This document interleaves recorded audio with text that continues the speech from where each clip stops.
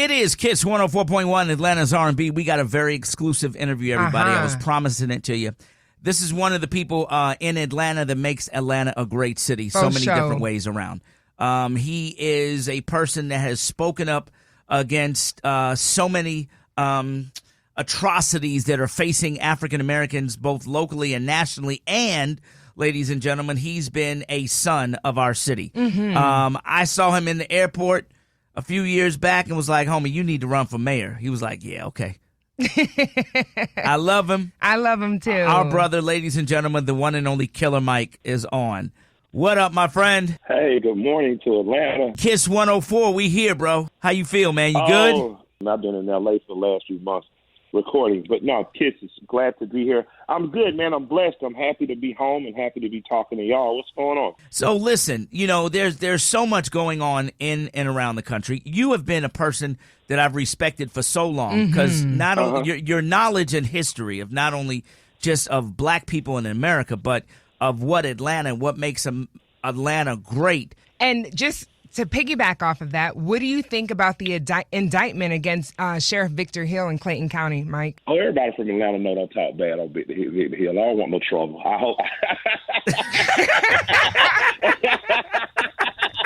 So that's my official statement. Hey man, I'm not commenting on none of these local jokers. I wish the best for everybody, but we'll see what the streets of Clayton County see and say and what it be like. You know, I don't know enough about the case to comment, but I just do know that the law should be fair and across the board. So whatever happens. Here's one for you, Mike. Atlanta has seen crime like it hasn't seen in 40 years. Yes. The mayor is saying a lot of it is COVID related. We had Kasim Reed on the show last week. Kasim Reed was like, there's some COVID related issues here, but most of it is a lack of engagement in dealing with the crime. Crime is up 50%. 50%. Yeah. This past week, 20 people shot in Atlanta. First, have you ever seen it this bad? You're from here. You were educated in this city. Well, I grew up in the crack era, so I've seen Atlanta when the Miami boys came. It was pretty bad. I've seen Atlanta post-Katrina when I think it was the 30 Beat guys came. It was pretty bad. My dad tells me of what Atlanta was like during the gas shortages in the 70s. And Atlanta oftentimes feels like a small town masquerading as a big city. Now we're growing in the big city in them and some of this. But before we start that whole discussion, let me acknowledge someone. During the mayor's campaign, I acknowledged a man that had been in prison, that had gotten out of prison, and that had then became to work in the liaison office of City Hall and the mayor. His name was Yanni Stallings. He was from Bankhead. He was from my side of town. This brother, post being in prison, was a part of the human service liaison from the mayor's department, fed homeless individuals in the thousands, and helped families with placements across the entire city. So let me first start by saying I wish his family nothing but the best. I pray for them. But I want to start this discussion or this talk with his spirit in mind, because this was a brother who started on the wrong side of the street. And this brother got his life right after prison and got on the right side of the street and then helped thousands, not dozens, not hundreds, thousands of people in this city.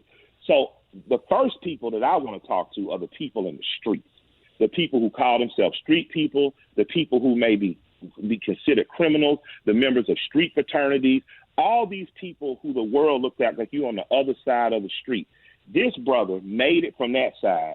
And once he got on the inside, he served y'all well. He took care of the people that were homeless and hungry. He took care of the young people that could have potentially went on a criminal path if he did and made a mistake.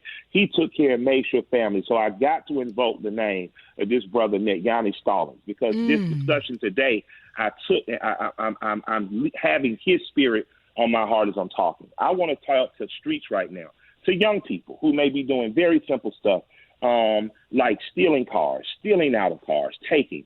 But it's escalated to violence, to carjacking. This is not the way, and it won't end up well for you or the people you're victimizing. Oftentimes, if you look at South Fulton, the people you're victimizing are your neighbors. They're the people who are friends who look like your mother, your grandmother. It is a cowardice act to be doing this to women at gas stations and things of that nature. To the older homies that know the young homies are doing this, It's up to you to chastise them before the police get them and chastise them. It's up to you to chastise them before they serve long prison sentences they aren't prepared for and get sent to places like Reedsville. It's up to you to do that because you know at 19, 20, 21 years old that a 13, 14, 50-year-old is not prepared for that fight. You know at 27, 28 that a 20, 21, 22-year-old is not prepared for that. So my first appeal is just simply to the brothers on the streets. I'm not going to ever judge you. I'm going to only encourage you to do what the brother did when he got out of prison, changed his life, went into politics with City Hall, and helped the same people that he had come from.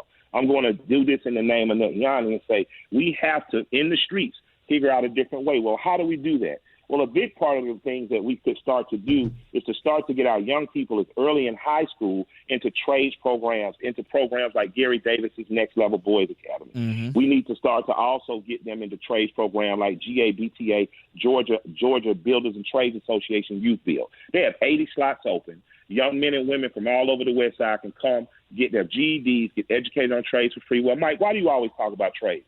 Because there's no other thing where a kid can get out of college in 18 months to be making 70, 80, 100,000 a year. And I'm not talking philosophy. I'm talking about the kids I've already met and the young people that have been involved in that program at GABTA Youth Bill that are doing that. When I've seen young men facing 27, 28-year sentences for violent crime to get an opportunity through Gary Davis's Next Level Boys Academy to redeem themselves, and I go to do an interview talking about them, and the guy walks out of the kitchen who runs the kitchen and said, I was a part of that. I didn't know y'all was coming today, but let me testify to how good this is. So right. I want to say we have the ability to change this. So I got to talk to the streets first. You have the ability to self-correct and to help these young boys in particular to fix this. The next people I want to talk to is the community.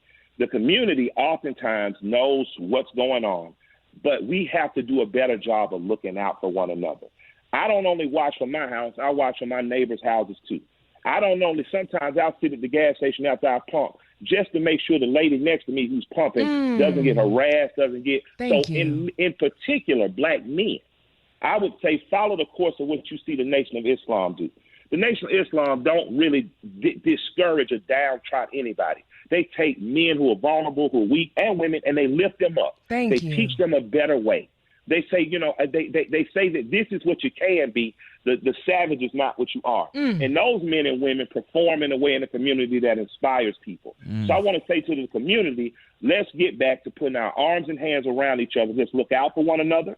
Let's open the doors for our women and old women. Let's make sure that young boys follow the same suit by showing them. Let's make sure we protect our women, even if they ain't the women that's under your house. Come on, if you at the gas station, make sure that she can give her gas pump. Thank you. In fact, if it's too dark and too late, just say, stay in the car, I'll pump your gas for you. If you're coming in and out of stores, if you're in the mall, keep an eye out around yourself. Some of the best things you can do. Now, people know I'm pro-firearm. I would like to encourage everyone in our community to get a firearm and get some training because these are dangerous times. In terms of what's happening in Atlanta, this is happening nationwide. I don't know if nationwide we have a 50% spike, but I know I was in California the last 2 months, and I had never heard of anything such as a water gun in Beverly Hills, and somebody got robbed and shot right there in the middle of the day in Beverly Hills. Right there on the strip where everybody eat at the Cheesecake Factory and things of that nature and shop for Louis Vuitton. So crime is going crazy everywhere. But why it's important that Atlanta fixes our problem is because for 100 years, and I'm not talking numbers just pulled out of my head, for 100 years, since 1920 and forward and before, we have had opportunity as black people in this city. My grandfather was born in 1922. He moved to Atlanta in 1940, 1942. My grandmother was born in 1932. She was in Atlanta in 1950. They, as two kids who came down from the deep south, were able to come here, move in Atlanta's west side, to Collier Heights and Adamsville community. They were able to set up, raise a decent, amount of kids. I remember when everybody's burglar bars went up because of the crack era. I remember when all the burglar bars went down because crime went down.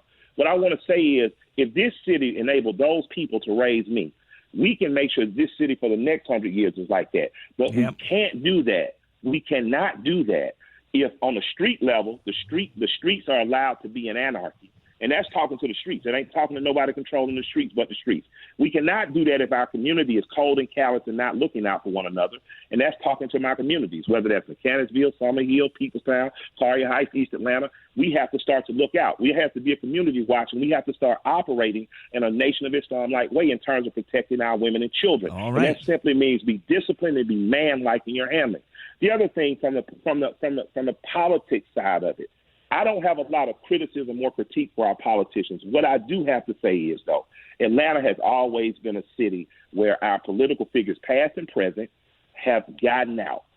So let's continue doing that. I see my city councilmen in the streets. Yes. I see my county commissioners in the streets. I see Atlanta mayors in the streets. And I would encourage all of us as Atlanta now, as the constituents and as the politicians, to get in the streets and bring the public with us, because the only way we're going to truly change this growing culture of crime and violence is to counter it with the Atlanta way. And the Atlanta way has been about cooperation. Atlanta has not been, like, as a city, and Georgia as a state has progressed a little quicker than some of our neighbors, because William Hartsfield understood the importance of cooperation. Maynard Jackson understood the importance of cooperation. Andy Young probably perfected the process of cooperation. If you look at the 1996 Olympics, where he brought $40 billion into the city, $11 billion of those dollars went directly to the black community. No other city, if you start naming D.C., Detroit, Chicago, Inglewood in California, Harlem in New York, none of these cities have had such strong economic cooperation between black and white people, between a white economic force and black political and social force. Yeah. I would like to say to Atlanta, you guys have a unique opportunity in this moment together, both black and white, to not point the fingers at each other, but to do what Atlanta has done 100 years since John Wesley Dobbs Maynard's grandfather was the unofficial black mayor of Atlanta. Since the first 8 black police officers had to change in the YMCA because there was still segregation and still prejudice in the police department. You have endured and worked through all of that to become a city where black people can come and start a new course. Black people come from all over the world, not just a country anymore, to set up and to start a new life, to start a bigger life. We have an opportunity to correct course and not allow crime to destroy that opportunity.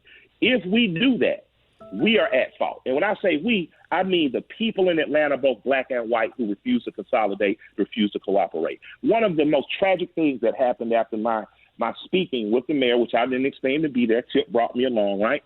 One of the most disgusting things that happened was the misunderstanding of the woman who owns the OK Cafe.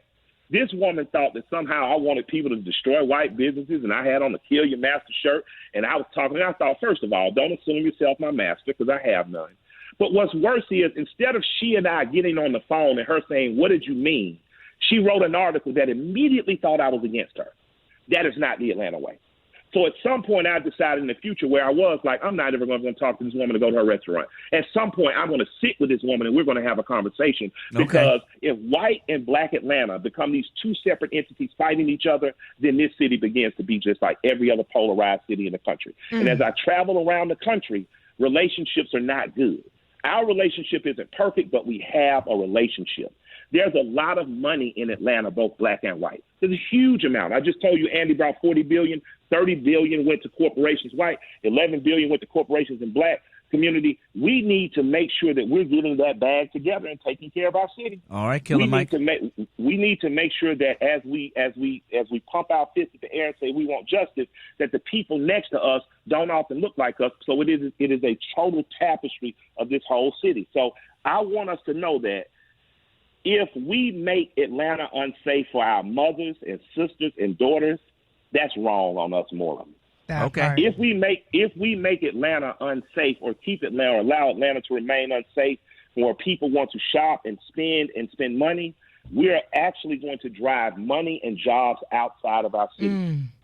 Yep. And what happens is they'll go to Doraville, they'll go to Dawsonville, they'll go to Beaufort, they'll go all over, and all that money, which affects black boys in APS schools, right? So they say, well, the criminals are black boys, right? Well, if black boys aren't getting proper education, offer trades in high school, you're just going to get more criminality. Well, where does the money for schools come from? Taxpaying. Right. If we don't have that large tax-paying base that you call Buckhead or that you call North Fulton County, if you don't have that taxpayers and they leave, then that means this city becomes what Detroit became after they starved it out after the riots in the city. Mike, thank you, man. All right. Well, I hope that helps you guys. Yes. Kill I hope from that the helps bill. Atlanta. You always I help. love and respect this city. Again, I just want to say, man, to the brother Yanni from Bankhead, your job is done well. The ancestors are going to welcome you in on the other side, and I hope that the brothers in the streets use you as an example for how to change your life and help thousands of people. This has been dedicated to Yanni Stallings from Bankhead. I love and respect my city. I appreciate our current mayor. I appreciate the mayors before them. I appreciate my community and to the streets. I appreciate you, too, and I hope you decide a new direction. Thank you, Killer Mike. Mike, thank you much, brother.